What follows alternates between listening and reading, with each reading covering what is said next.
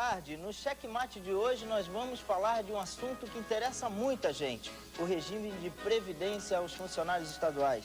Quem vai falar desse assunto é o secretário adjunto da Secretaria Estadual da Administração, Otávio Levar Bechon Neto. Também vamos tratar de política com o advogado Gerson Basso, pré-candidato ao Senado pelo Partido Verde. No último bloco, nós vamos saber o que é B1 International Association e o que ela propõe. Não saia daí, o Checkmate está começando.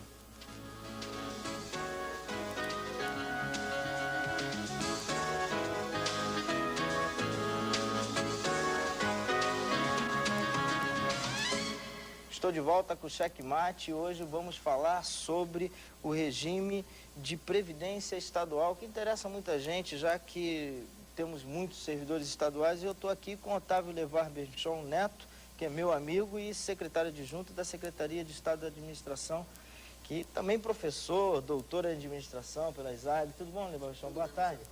É um prazer imenso recebê-lo aqui, não só pela nossa amizade, mas também pela tua competência, pelo teu trabalho, que eu sei que está sendo uma missão difícil aí. Como é que é esse projeto de previdência estadual? Obrigado pelas palavras. Amigos sempre falam mais do que devem. É verdade. Na realidade, Marcelo, o projeto de previdência do Estado de Santa Catarina é uma exigência que já vem acontecendo em diversos estados brasileiros.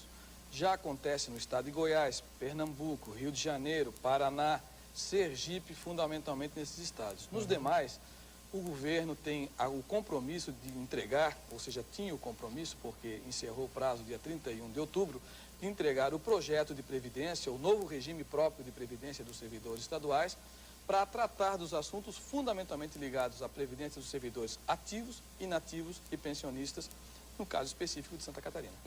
Quantos servidores nós temos hoje no estado? O estado tem 110 mil servidores, nós temos um número de 10 mil aproximadamente pensionistas, mais de 40 mil servidores aposentados e os restantes servidores ativos. Ou seja, é um número bastante grande, mas só para você ter uma ideia, a relação de aposentados para pensionistas é de 1 para 1,3, ou seja, para cada um aposentado tem 1,3 servidores trabalhando. Ou seja, estamos chegando naquele limite de controle.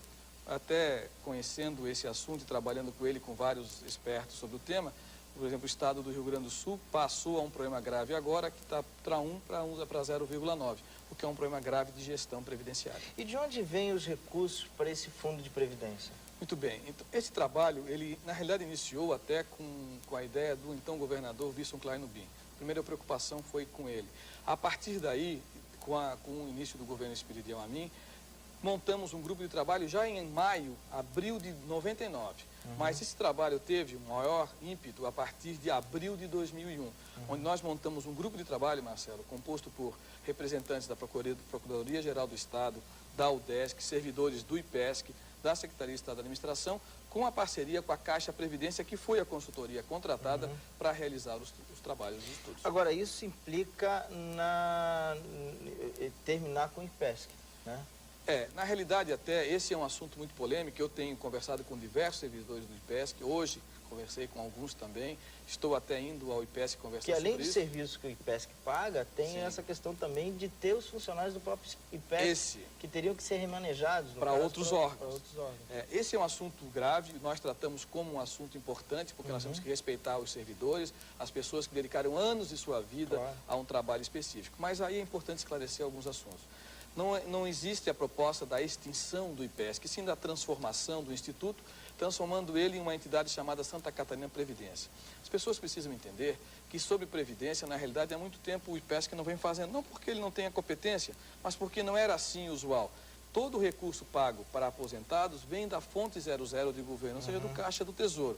O que o IPESC faz, e faz muito bem, é o trabalho ligado à pensão, aos pensionistas. E também ligado à questão da saúde, onde faz muito bem um convênio com a Unimed, e hoje o Unisanta, inclusive, semana passada, recebeu um prêmio como um dos melhores convênios junto à Unimed a nível nacional. Mas ainda esclarecendo objetivamente, nós estamos fazendo um estudo onde as pessoas serão aproveitadas dentro desse novo órgão chamado Santa Catarina Previdência. Obviamente, alguns, e não é de agora, vão ser aproveitados em outras áreas onde o governo tem muita necessidade, saúde, educação, transportes, áreas finalísticas de governo, segurança pública, e as demais pessoas profissionalizadas para o assunto, sobretudo em atuário, em gestão de ativos e passivos, ficarão e serão muito bem aproveitadas. E o que isso significa no salário do servidor? Quer dizer, porque você vai estar montando um fundo, mas você também vai estar em desconto. Isso significa um desconto maior do que é feito hoje? Ok, essa pergunta é muito importante. Na realidade, nós estamos montando, quer dizer, não somos nós... E mexe no bolso, né? Mexe no bolso, né? Essa tem sido, nós tivemos uma audiência pública agora no mês passado, e na audiência pública com mais de 80 pessoas presentes, com representantes de sindicatos, associações de servidores, nós esclarecemos um assunto que é muito importante, que é assim, nós estamos montando 3 fundos, esse é um assunto que vale a pena saber. Um fundo que vai cuidar, ou uma conta, como assim a Previdência chama, para os aposentados e pensionistas. Essa conta não se mexe, essa conta o governo é um ônus, tem que pagar, porque afinal de contas muitos já contribuíram, e essa curva é descendente, porque no futuro, obviamente, essa conta termina, porque afinal de contas você tem só esse composto de aposentados e pensionistas. Claro. Outra coisa importante, os atuais servidores, como é que ficam esses atuais servidores? Aqui é uma proposta muito inovadora. Hoje os servidores pagam de 8% a 12%. Qual é a proposta do grupo de trabalho?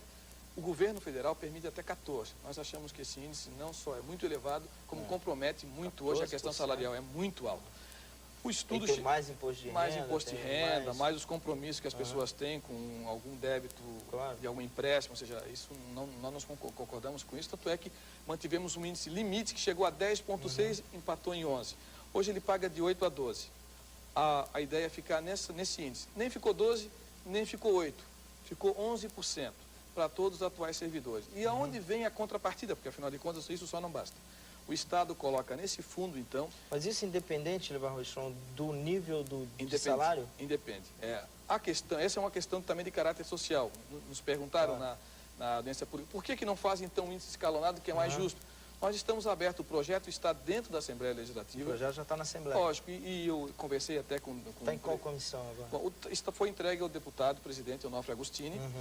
O deputado Reno Caramori conversou conosco, eu não sei exatamente se vai ficar com ele esse assunto está sendo pautado dentro da Assembleia.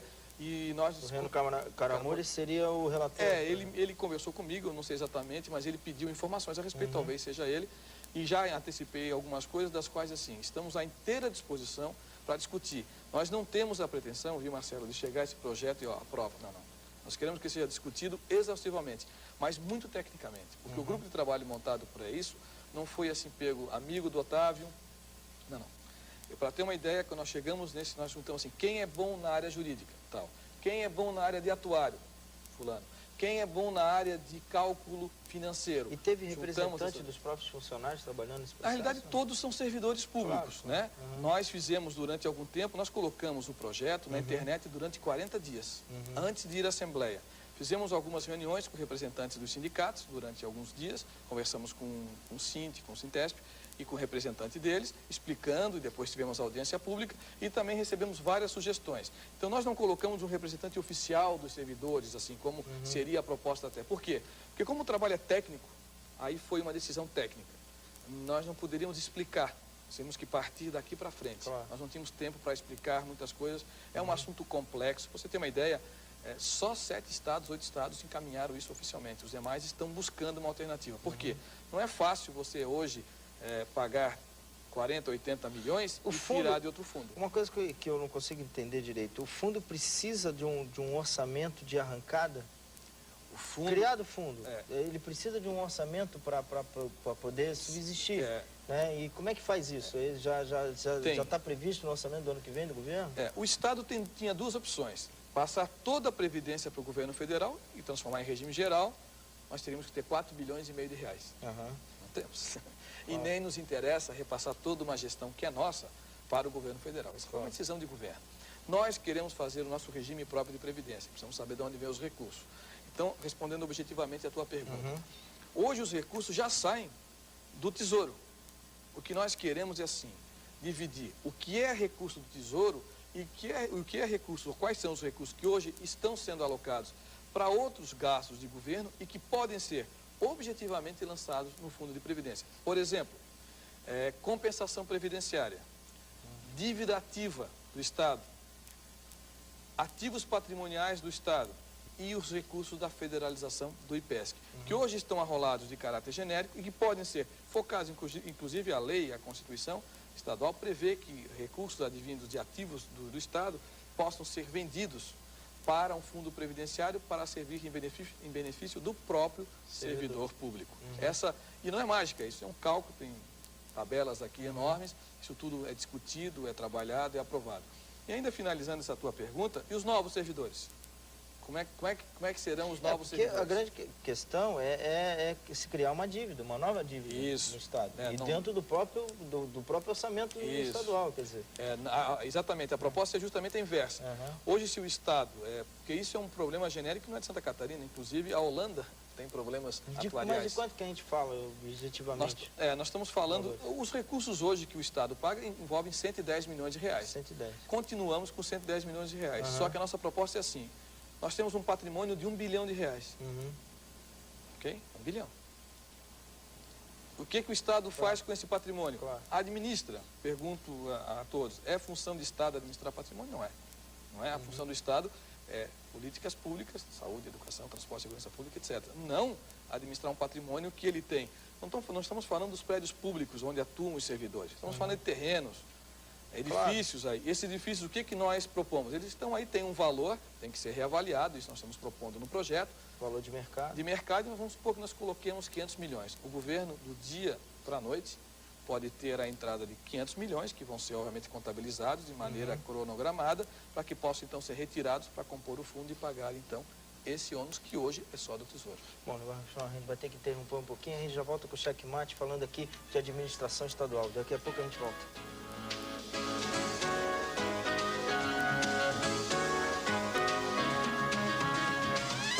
Estou de volta com o checkmate e hoje eu estou falando sobre administração estadual com o secretário adjunto da Secretaria de Estado da Administração, Otávio Lebar Benchon, e que é também professor da UDESC. Mas antes de voltar com o Otávio, eu quero primeiro agradecer a professora Lélia Pereira da Silva Nunes, superintendente da Fundação Franklin Cascais, aqui de Florianópolis, que me convidou para ser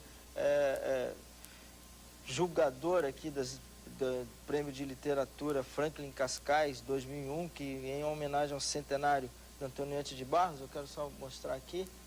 Eu acho que todo movimento, né, Lebar Benchon, em favor da literatura, em favor da poesia, é muito aplaudido, e eu quero agradecer com muita honra. Vou julgar e vou ter um momento de prazer, na verdade, julgar a poesia.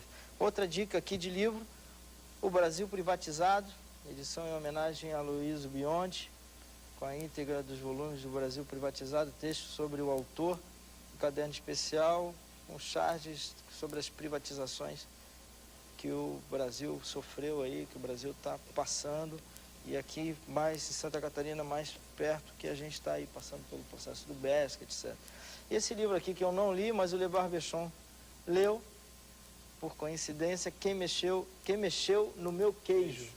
É legal esse livro, do Spencer Johnson? É muito bom, é uma crítica ao cotidiano, muito interessante. É mesmo? Muito satírico. Tem umas coisinhas aqui engraçadas aqui. O que você faria se não tivesse medo? Refletiu sobre o que havia escrito e tal. Tem umas coisas legais. Assim, bom livro para ler. É fácil, né? Letra rápido. Grande, olha só. Rápido. É bem, uma leitura bem legal. Rápida. Uma maneira fantástica de lidar com as mudanças em seu trabalho e em sua vida, né? O método de gerenciamento mais popular do mundo. Está aí outra dica da Record, né? Lebar Benchon, vamos voltar aqui para a nossa praia, que é a administração. A gente está falando do projeto de Previdência Estadual. O projeto está na Assembleia. Está. Né? Então, você acha que... Nós entregamos na Assembleia no último dia, no dia 31 de outubro, no prazo final. Não foi por acaso, foi porque realmente nós fizemos, inclusive no próprio último dia, algumas alterações ainda vindas de sugestões pela internet. Nós recebemos muitas sugestões pela internet. Aliás, agradecemos aos servidores ou pessoas interessadas. É www.sc.gov.br.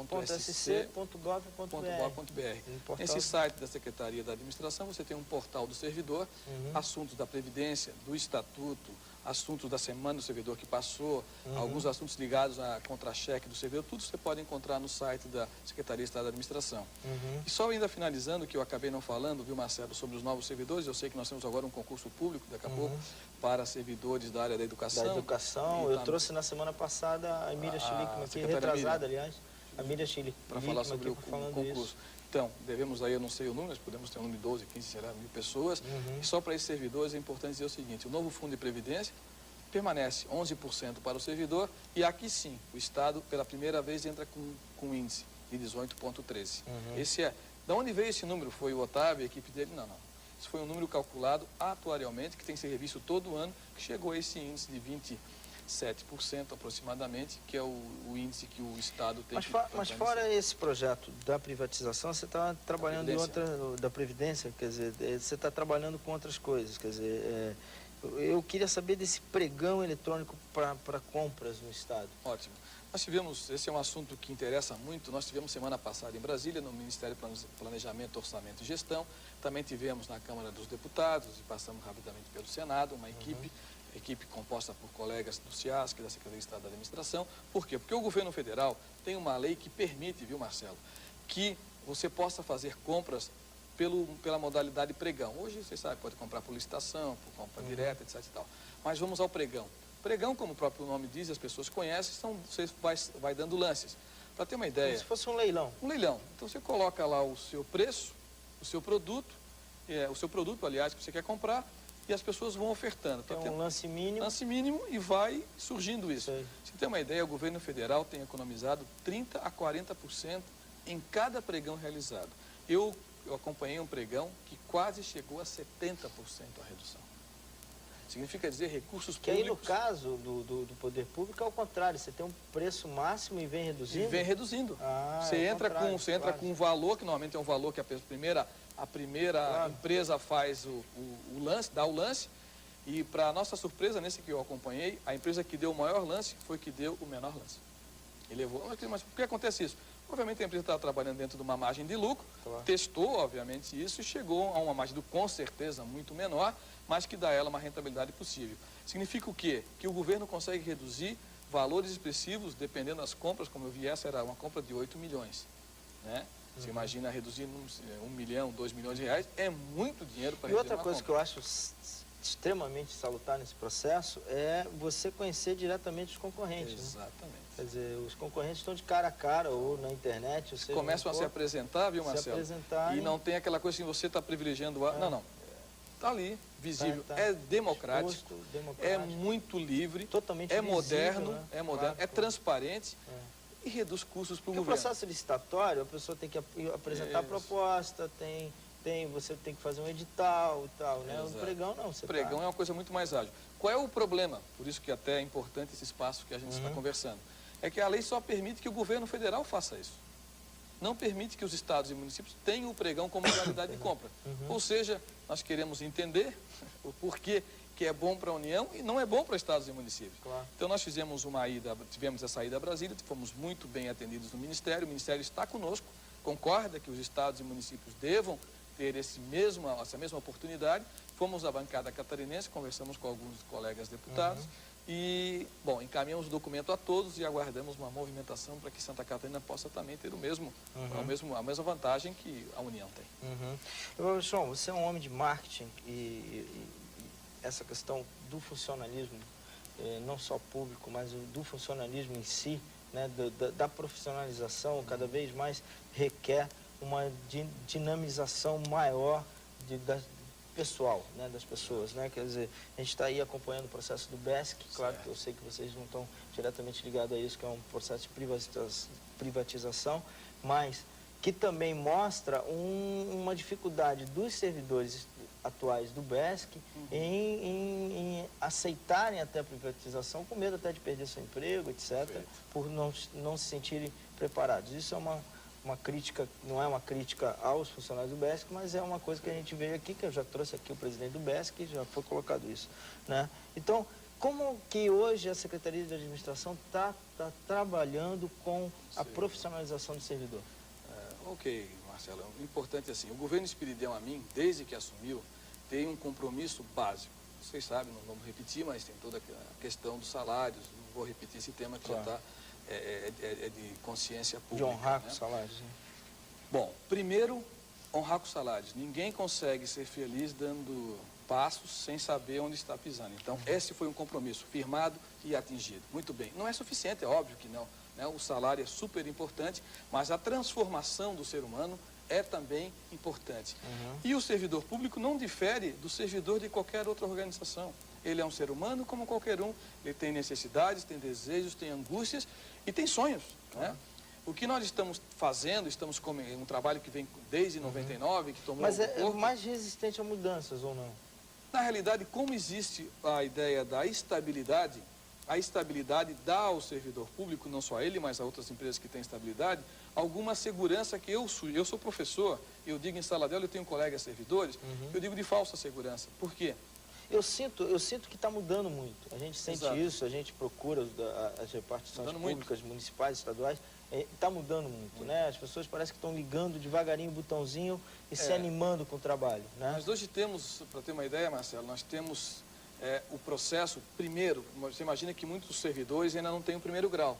Nós temos um compromisso de 3.000 servidores completarem o primeiro grau. Nós temos aí 500, né, em formação e já formados. Temos 3.000 servidores para completar o segundo grau.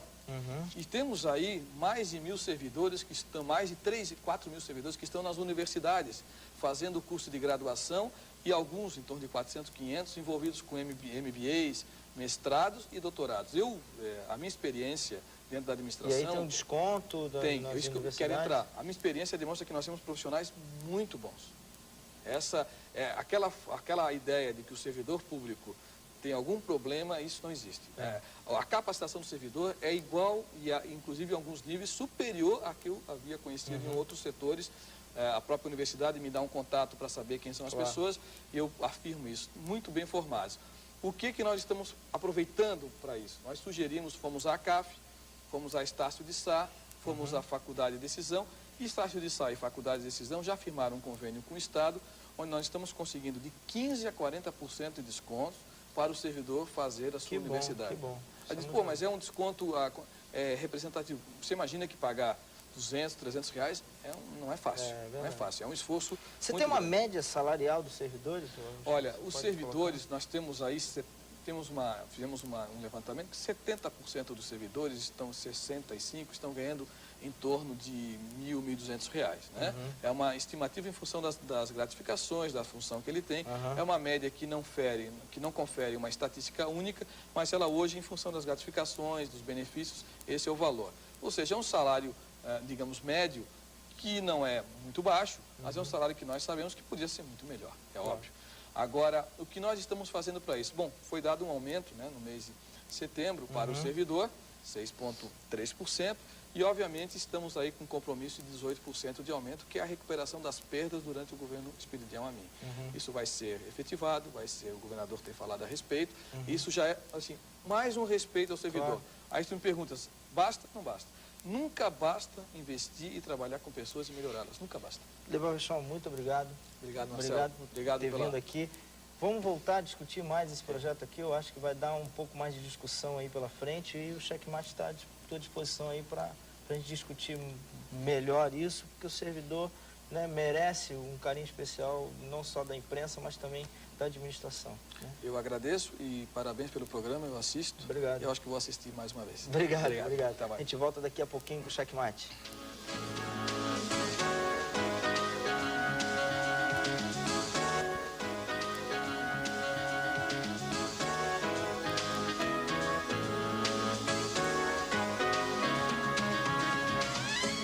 Estamos de volta com o terceiro bloco do Checkmate. Agora eu estou com o Gerson Basso, que é advogado em Florianópolis e pré-candidato ao Senado no estado pelo PV, pelo Partido Verde. E boa tarde, Gerson, tudo bem? Boa tarde, Marcelo Passamay. Eu quero lhe dizer que é uma imensa honra poder participar desse teu programa, líder absoluto de audiência aos sábados. Obrigado, Gerson.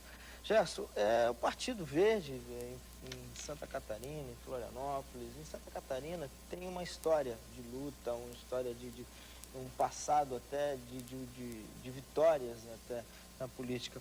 E tu está entrando na política pela primeira vez e pelo Partido Verde. Por que o Partido Verde, Gerson? Isso tudo começou, Marcelo, por uma pesquisa feita pelo próprio partido, nos 5 maiores municípios do estado de Santa Catarina, onde se buscava uma alternativa para disputar uma vaga na majoritária, uma vez que o partido já vinha conversando com pelo menos 13 outros pequenos e médios partidos. E nessa pesquisa, para a surpresa do próprio partido, eles encontraram um perfil de pessoa que poderia disputar essa majoritária, um perfil de pessoa que não tivesse disputado nenhum tipo de eleição, nenhum mandato eletivo. E conversando com o Rogério Portanova, que é meu colega no Conselho Estadual da Ordem dos Advogados do Brasil, foi que eu recebi o convite e vou enfrentar essa batalha que não é fácil, é uma árdua batalha. Porque nós vamos nos debater com pessoas que estão aí há muito tempo na política, com os chamados profissionais da política, né, Marcelo? E nós estamos aí com uma proposta nova, revolucionária, que no decorrer da campanha, se agora tivermos um pouquinho de tempo, também podemos discorrer sobre elas, que com certeza vai alertar o eleitor para tudo o que está acontecendo aí. Mas antes de a gente continuar aqui com o Gerson, eu queria só lembrar o nosso e-mail, eu estou falando já da página que é segredo ainda, checkmate@tvbv.com.br, checkmate@tvbv.com.br, mas a página eu prometo que já está sendo preparada de checkmate. Eu vou dar uma dica aqui do livro da privatização ao apagão, tem muito a ver aí até, né, com o processo aí do Partido Verde, que é da editora Insular, do meu amigo Nelson Rolim, que foi lançado agora na última quinta-feira, da Maria Margarida Barbosa Sampaio, da privatização ao apagão. E tem também o Sérgio Amadeu da Silveira, Exclusão Digital, a miséria na era da informação, que fala dessa questão toda que a gente está vivendo hoje, da internet, desse processo todo da informatização. Mas, Gerson, voltando aqui, nossa conversa, você, na última pesquisa aí da MAPA, do Instituto MAPA, do meu amigo José Nazareno Vieira, do Zeno, um dos manezinhos aí, ele fez uma pesquisa estadual e você aparece já aqui em Florianópolis com um percentual bom de 4%, né, em relação aos outros possíveis candidatos ao Senado. Como é que está a tua candidatura dentro do PV? Ela já foi homologada, já teve a convenção? Olha, inicialmente, eu aproveito para mandar um abraço para o Zeno. O Zeno é um manezinho de primeira hora, verdade, né? Tem o Instituto MAPA, que é muito conceituado. É verdade. E esses 4% na Grande Florianópolis e chegam a 6% na cidade de Florianópolis, eu só posso imaginar que é em função da minha trajetória como advogado, minha trajetória como alguém da mídia que está aí há 10 anos no programa do César Souza, como diretor de escola de samba, como ex-presidente do Avaí, em função desse meu trabalho comunitário, que chegou a me dar uma medalha de mérito na Câmara Municipal de Florianópolis, agora em 97, pelos relevantes serviços prestados à comunidade florianopolitana. Acredito ser isso, é um retorno agora que o eleitor dá a uma pessoa que trabalha comunitariamente. Com relação a essa candidatura minha, ela foi tirada agora numa pré-convenção do Partido Verde na cidade de Joinville, no dia 15 de setembro, como sendo o meu nome escolhido como sendo o único candidato do PV ao Senado, como pré-candidato. Sem contar que o PV está conversando, como eu disse, de 13 a 14 pequenos e médios partidos, dentre os quais o PL, o PTB, o PDT, o PPS, o PRTB, o PGT, dentre outros. E esperamos ser escolhido um desses nomes para poder compor a majoritária. Se assim não ocorrer, provavelmente sairemos com a candidatura só pelo Partido Verde. Agora, Gerson, como é que está a posição do PV em Santa Catarina em relação à disputa ao governo do Estado? Eles têm já um processo de coligação com o PT, com os outros partidos da linha esquerda, ou não? Não, o Partido PV Verde vai sair com um candidato próprio? O Partido Verde é um partido de centro-esquerda. E nas últimas 3 eleições, nas 2 últimas, a Prefeitura Municipal de Florianópolis e também ao Governo do Estado, o partido saiu com uma candidatura única, porque não quiseram, nessas pré-conversas das campanhas eleitorais, junto com o PDT, junto com o PT, não quiseram dar sequer uma vaga de suplente na majoritária. E o PV, sentindo isso e cansado de ser escada desses partidos, resolveu sair com uma candidatura única. Se isto voltar a ocorrer nessas conversas que estamos fazendo com esses 14 partidos, com certeza o PV sairá com candidaturas próprias de presidente da República a deputado estadual. Agora, você usou um termo aí, escada para outros partidos, quer dizer, Nós temos hoje partidos fortes, a candidatura do Luiz Inácio Lula da Silva pelo PT a nível nacional, como presidente da República, está despontando, aí temos aí outros nomes como Rosiana Sarney pelo PFL, e isso também faz com que as eleições estaduais,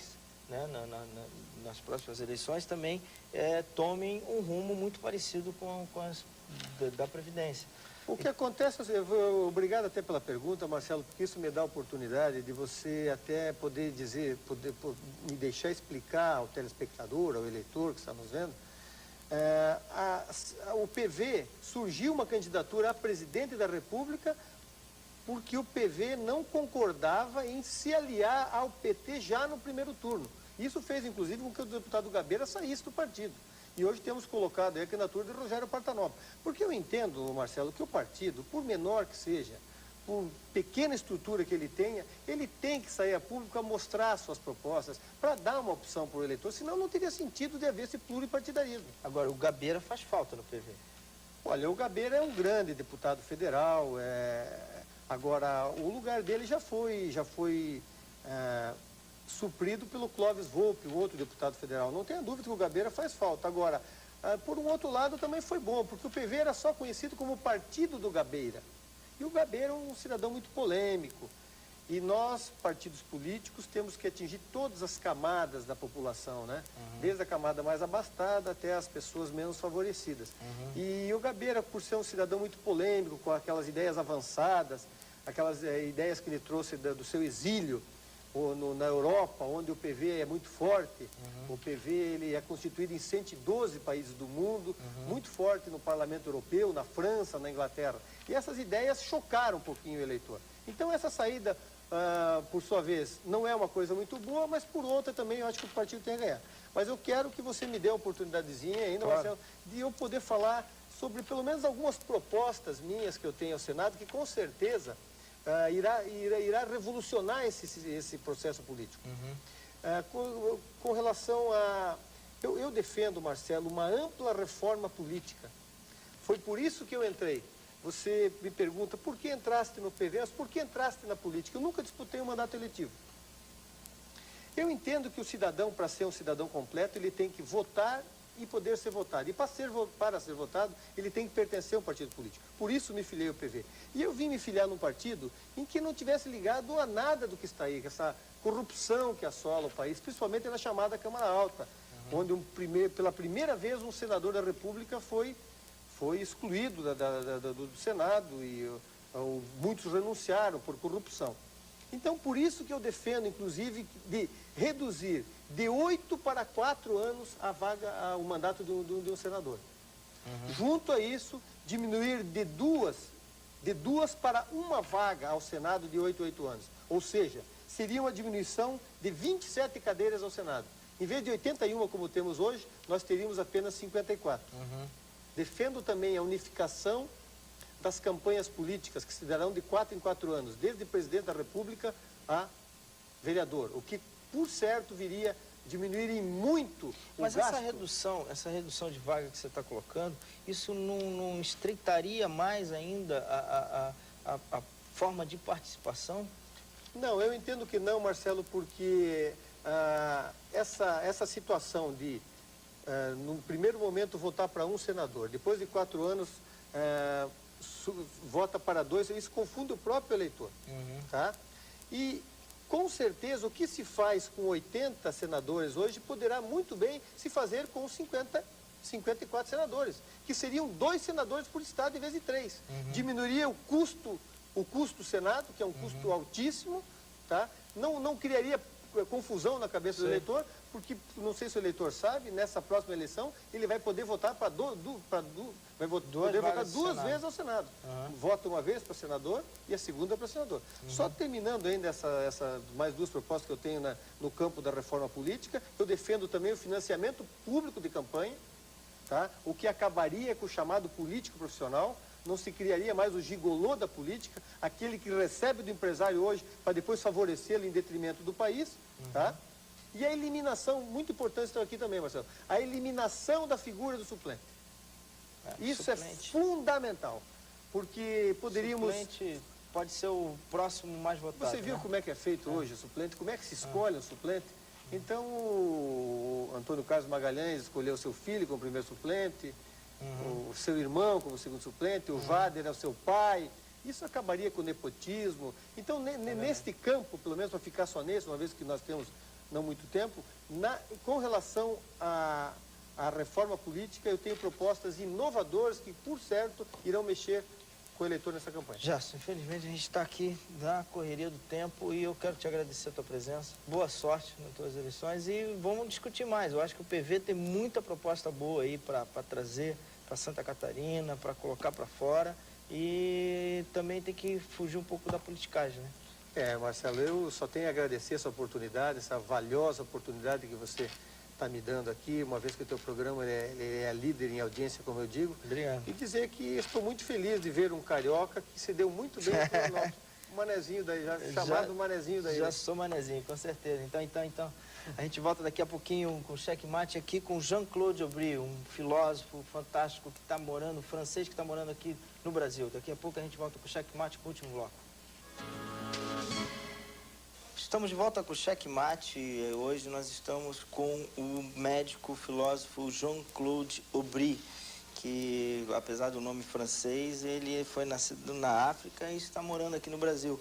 Boa tarde, Jean, tudo bem? Boa tarde, O Jean, ele é presidente da B1 International Association, que é uma entidade sem fins lucrativos e que é sediada na Bahia.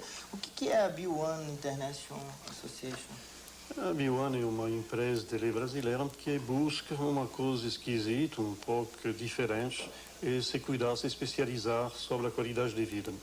Estudo, observação e aplicação dentro da realidade das pessoas. Até hoje, os homens sempre procuram melhorar. Isso aqui faz parte do nosso sistema, mas as melhores ele foi procurado através da filosofia, através de metodologia religiosa, sociais, política. E até hoje a gente tem que ser correto. Os resultados são muito lentos e bem contestados às vezes. No caso, durante muito tempo, a gente vai tentar resolver os problemas, amenizar a sintomatologia, amenizar as crises e a gente vai criar os especialistas de crise. Já, a gente está aí no início do século XXI, passando por também uma guerra que a gente não entende muito bem aonde começou, por que começou, principalmente aqui no Brasil, a gente não entende muito isso. E ela está afetando muito a nossa vida, principalmente o nosso psicológico, o nosso dia a dia, o futuro dos nossos filhos. A gente fica sempre com medo e com um medo que dá é o que a gente chama de angústia do dia a dia. Como é que a gente resolve isso, gente? E preciso primeiro observar como a coisa acontece, o que ele vai provocar sobre a população, sobre a gente. Essa crise atual é crise, não é ruim, porque crise é sinônimo de mudança. Não existiria mudança se não tivesse crise, porque a crise não significa que tem um problema, significa que nós não estamos preparados. Cada vez que você não está preparado, existe uma crise. Se você está em crise, você está estressado. E hoje, nós temos um problema sério, que nós somos estressados, mas não é mais uma nação, não é mais um grupo de pessoas, não é mais uma cultura, é o planeta. E o estresse novo que apareceu, esse estresse mundializado, é um estresse muito vicioso, muito insinuoso. E do tipo, seu amigo, seu vizinho, seu parente, pode ser seu inimigo mortal. A qualquer momento, por uma decisão dele, ele vai poder lhe matar se porventura você se coloca no caminho dele. Sem lhe avisar, sem ter ódio ou raiva de você. Como é que eu posso atingir um ideal de uma vida boa para mim? O que seria uma vida boa para um ser humano normal? Uma vida boa é muito simples, quando você não está precisando de mais nada. Quando você está contente, satisfeito do que você faz, aonde você faz, do jeito que você está fazendo, dentro do ambiente. Os nossos estresses são justamente de provocar essa insatisfação. Ou não, querer mais, de querer alguma coisa a mais, de achar que você atingiria um patamar melhor a partir do momento que poderia adquirir qualquer coisa que seja, unido do poder econômico, poder político, poder cultural, poder, vou dizer, apenas simplesmente social ou familiar. No caso, existe uma ansiedade que leva as pessoas a ficar insatisfeitas, a procurar mais alguma coisa, e, em consequência, eles mesmos geram o próprio estresse. eles são provocador e alimentador do estresse. No caso, o primeiro passo que hoje a gente observa, é um trabalho que foi feito há muito tempo e que hoje está conseguindo chegar às nossas mãos como metodologia, primeiro é de retirar e de amenizar o estresse. No caso, tem que ter esse tipo de controle que não permite qualquer coisa, qualquer pessoa, em qualquer situação, chegar a desbalançar. Primeiro. Segundo, você vai ter que modificar. Porque o estresse até um certo nível, ele é benéfico, quer dizer, o estresse até um certo nível, ele também transforma a vida das pessoas, faz com que as pessoas façam coisas novas, se motivem. Sim, mas não é tanto o estresse, é a ambivalência que faz isto. Quando você está dentro de um processo de ambivalência, você vai ser dinâmica para poder sair do incômodo. Sim. Mas esse progresso é muito relativo, ele é muito contestável, porque você tem um desgaste enorme, ainda mais o risco de você se proteger. No caso, aparentemente o que deveria ser uma saída pode ser também uma falsa saída. O estresse é a caracterização que existe uma mudança, mas é uma caracterização também da sua inadequação à mudança, do seu despreparo. Você não tem registro para poder atuar sobre essa mudança. Mas já, a gente vive num mundo de dificuldade, no sentido de que é um mundo competitivo. No Brasil, nós estamos dentro de um sistema capitalista. Quer dizer, como é que a gente define o que a gente quer? É isso, tá bom, e daqui em diante eu vou manter isso para ter a minha vida, a minha qualidade de vida. Qual é o limite disso? Eu te digo que assim, o difícil é tu definir o limite, que daqui por diante está legal. Então vou parar. Eu preciso de alguns momentos para que a gente pudesse chegar. Eu acredito que é fácil de entender que a gente dificilmente chegaria a uma conclusão clara em 2 minutos, devido ao fato que há muitos séculos que a gente procura essa definição. A capacidade dos valores humanos vão ter que ser priorizado, sobre os valores externos. Que tipo de valor a gente vai ter que procurar? A nossa capacidade de prestar atenção, a nossa capacidade de transformar o emocional em sensação. Pode parecer muito superficial, mas qualquer pessoa que começa a caminhar nisso, imediatamente observa a sua realidade se alterar, se modificar, é melhor, em alguma coisa mais coerente, alguma coisa mais limpa. A partir desse, ele vai buscar, porque ele tem seus registros. Esses registros, cada um de nós, um dia, quando pequeno, a gente sonhou do mundo. Não do mundo onde você tem Mercedes-Benz, claro. Do mundo onde você é reconhecido, onde você tem certeza que você existe, onde você tem o poder de fazer os outros sorrir, de fazer que alguma coisa de importante acontecer por sua causa, por sua presença. Eu acho que esse registro permite dizer que os homens, todos os homens, sem exceção, são boas. Eles não fazem coisas boas, mas eles são boas em essência. O problema é de voltar à essência e não os procedimentos. Porque o externo muda muito. Exatamente. A gente investir muito no procedimento e a gente esquecer a motivação. A gente colocou filosofia, que seja de todas as formas possíveis, que são até corretas, que são até úteis, mas que chega um momento, eles vão travar o processo de evolução. E o homem sempre deve alguma coisa a alguém. Ele deve ao governo, ele deve a Deus, ele deve a alguém. Ele esquece que a primeira dívida que ele tem com ele mesmo. O Cristo dizia, amar a teu próximo como a ti mesmo. Ele não diz, ame teu próximo mais do que a ti mesmo. No caso, o primeiro problema é começar a saber se amar. E quem sabe o que quer dizer se amar? Quem sabe disso? Você faz o quê? Você dá lambido, você dá carisma, você faz seus caprichos, o mais difícil é se olhar no espelho, né? Exatamente, você se encarar primeiro. Quer dizer, você aceitar de prestar atenção à sua presença. Amar é muito simples. A gente complicou muito. Amar é dar atenção. Dá uma olhada, o que você quer da pessoa que teve a ousadia de te dizer eu te amo? Eu te amo. O que você quer? Não é só cobrar também, né? Não. Não é só cobrar. Você quer ver na sua realidade, através de gestos, de atitude, de comportamento, que essa pessoa presta atenção à sua presença, às suas ideias, aos seus projetos, à sua vida, ao seu corpo. Claro. Só. Claro. O resto e isso eu acho que é uma volta essencial agora, nesse início de século, que é também uma volta à família, ao cuidado com a família, ao cuidado com quem te cerca, com o teu irmão, com o teu pai, com o teu filho. Quer dizer, e isso também faz com que o mundo também vá mudando e volte a olhar de uma forma diferente do que a gente estava vendo até agora, que era não é uma relação... criar o filho para o mundo, não é mais assim. Não é uma relação artificial. a gente vai ter que voltar a valor particular. O que Bin Laden está jogando como mensagem no do planeta é que é difícil de estar obrigatoriamente considerando que ele é totalmente errado, é dizer, mundo rico, existe um terço do mundo que está morrendo, que vocês estão desprezando, que vocês excluíram do sistema mundial, e atualmente ele quer viver, ele está querendo o direito de viver. É besteira. Será que a gente tem possibilidade de afirmar isto? Não é que Bin Laden está fazendo coisa certa, do jeito que ele está fazendo, é inaceitável. Claro. Mas a Não motivação é dele, gente que a vai, razão dele. vai mudar o sistema, né? Jean-Claude, como é que as pessoas podem procurar a B1?